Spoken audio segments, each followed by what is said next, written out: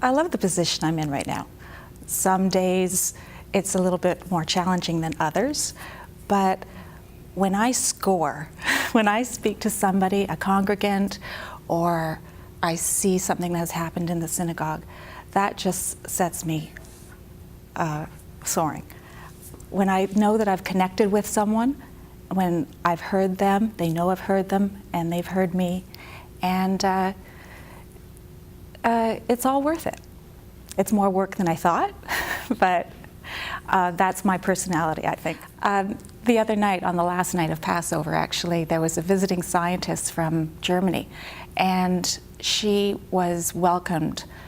At the end of the service, she stood and said Kaddish, and I was just so pleased that she had found us, that she was able to do that important task. I think we have to be a synagogue not for just the present, but for the future, for people that need us for a moment or for a lifetime. We're not just for ourselves, we're for everyone. Well, in the new chapel, it's all surround happiness. It's spiritual. People can see each other's faces. When I see the children running into the synagogue, and I witness the faces of the older generation and how joyful they are about seeing these youngsters running into the shul, it's beautiful. Everybody knows one another. It's very casual, yet the traditions are still very prominent. After the services end, we go downstairs and we have a beautiful Kiddush where, again, people just mingle and talk and share. The traditions around even our Kiddush are still there, but yet a little different. Quinoa and rice cakes are the new herring and gefilte fish. But we're trying to just keep everything, everyone should be happy, everyone should be comfortable, but we're all moving in the right direction. There's no resistance. Everybody is just happy where they are. There are so many doorways into this synagogue. There are programs that I hope are certainly open to everybody, to those that are seeking religion, those that are bereaved, those that are young, and those that are older. It's just a wonderful place. I think basically things in my life changed when my mother passed away. Other people, and that's when I found the daily minyan, the morning minyan, and there was such a connection in that group of people. Every morning, I could name names, but unfortunately, most of them are no longer with us. Not only did we pray together, I was helped, I was led, I was taught, and afterwards, someone always paid for a Tim Hortons coffee. We had a post-minyan over at Tim Hortons. And those times really taught me how important it is to know other people, to get to know other people. In a synagogue, one expects it's all spiritual, it's all religious, it's all services. I think to attract other people, we have to find out what they're interested in, what they need at the moment. Times change people, and eventually, if you're not interested now in a synagogue life, eventually it will. But we have to be in touch with all of our congregants and those that are not yet congregants to make sure that they know what we have and how their life could be embellished and more meaningful by just a visit once in a while to a synagogue. Rabbi Salzberg is a young mensch. I think probably when he was born, he just emerged as a mensch. He's thoughtful, very wise, beyond his years. Rabbi Dan is such a mensch. He welcomes everybody, from young to old. He knows just what to say so naturally. Very often I'll ask advice, and I walk away going, that was perfect. His response was perfect. In fact, he recently lent me a book for Passover, and it was one of the passages said, a wise person's question is half the answer. He always makes people feel that asking a question is really a spectacular thing. Most of the time you have the answer within you.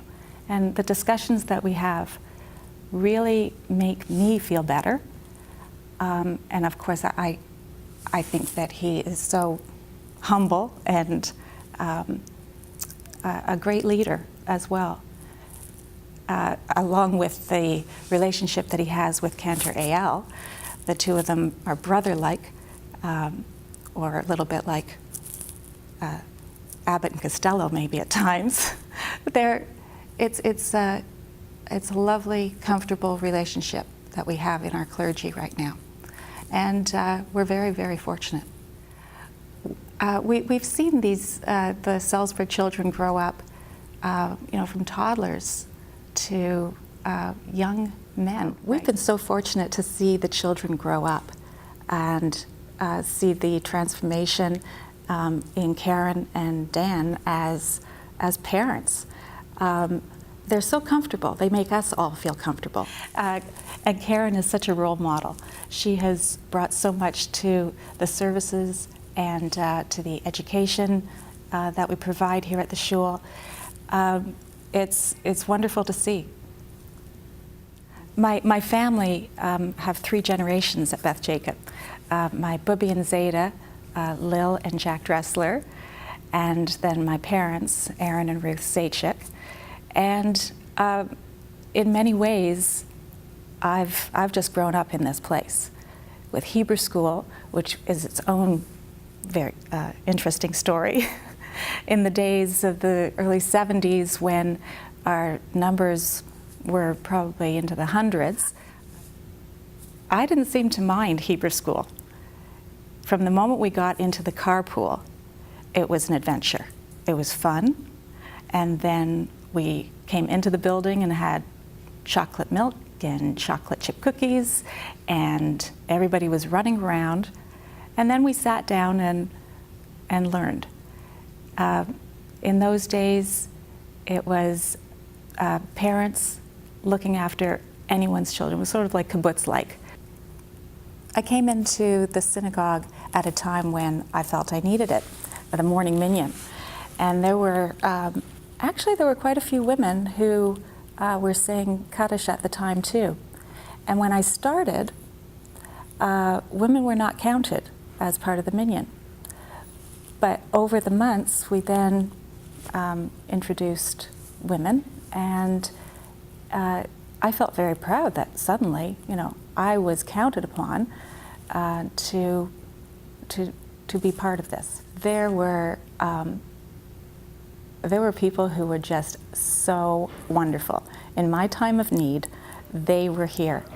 In the small chapel downstairs, I would sit in the same spot as most others did. We all had our spot. And I had Josh Bach behind me. He was saying Kaddish for his uncle, I believe. And he would give me all of these imageries that I could concentrate on while I prayed. And I remember one of them, he said, each time that you say Kaddish, picture your mother going up another rung of a ladder.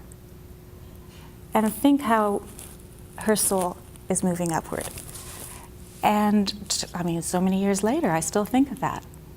Then we had Canterbury Vicky, who was so wonderful. And the only regret I have about him is that I didn't take him up on the offer of him buying me a tallis. He really wanted me to. After women became part of the minyan, during that time where I sang Kaddish, he said, Cindy, let me buy you a kippah and a tallis. And I'm like, no, not yet.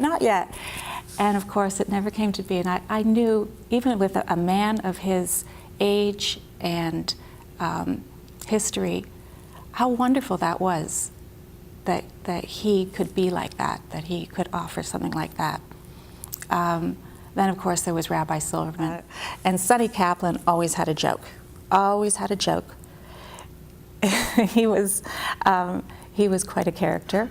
Paul Hanover, when we had coffee at Tim Hortons afterwards, we would talk books. He would say, "Cindy, this is the one for you."